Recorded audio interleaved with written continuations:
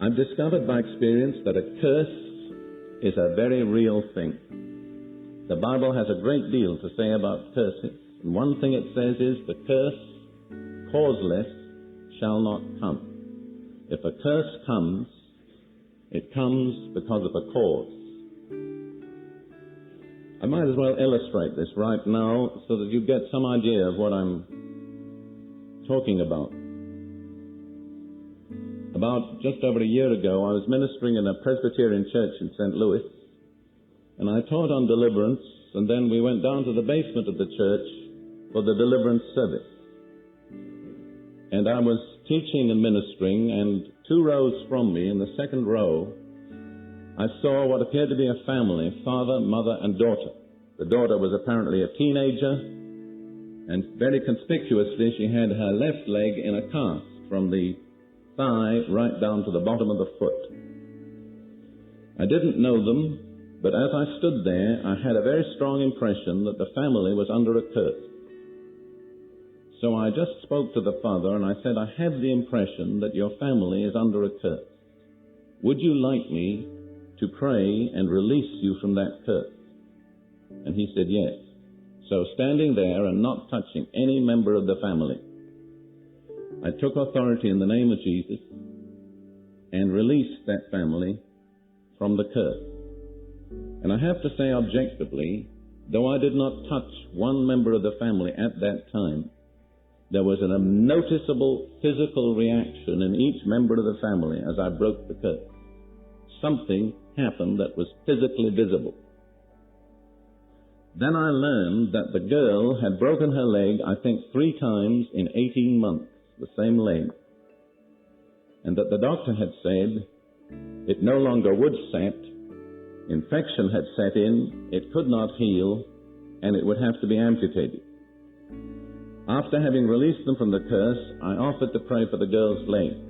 Because it was in a cast, there was no possibility of any kind of visible evidence of healing, but I took the leg, raised it in my hands, prayed over it, and said, I believe God has touched your leg.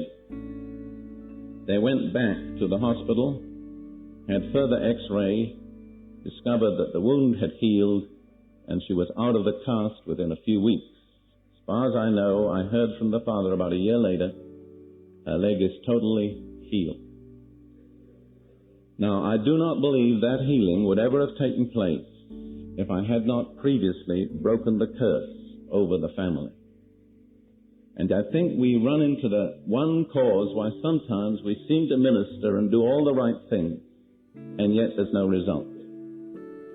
Now let me say, there are certain things that I consider as evidence of a curse over a person or over a family.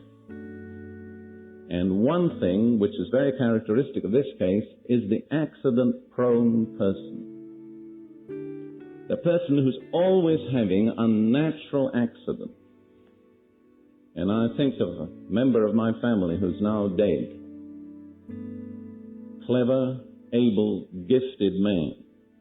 And yet the number of automobile accidents he had was unnatural. Apart from other things. He'd step on a pair of scissors, it would go up into his feet. If there was a deadly bug around, be sure it would get him. And really, I have to say he's with the Lord now. He died of cancer. Very close member of my family. Looking back, I come to the conclusion that we failed to save him physically because we failed to deal with the root cause. Now, his mother was Jewish, and she was a spiritist. And furthermore, I'll have to say he hated his mother. And looking back, I see that the evil influence from the spiritist mother was never fully cancelled in that case. He was saved, baptized in the Spirit, served the Lord as a missionary for 7 years. And yet, there was a dark shadow over that life that was never lifted. Let me say this while I'm about it, and I'm not bringing you an ordered discourse today. I'm just speaking as things come to my mind. The first commandment with promise is this: honor thy father and mother, that it may be well with thee, and that thou mayest live long on the earth. Now, God means exactly what He says, and I'm totally convinced that if a person does not honor his father and mother, it never will be well with him, no matter how long he may live. He may be a saved believer, he may be a servant of God, but if he does not honor his father and mother, it never will be truly well with him all his days.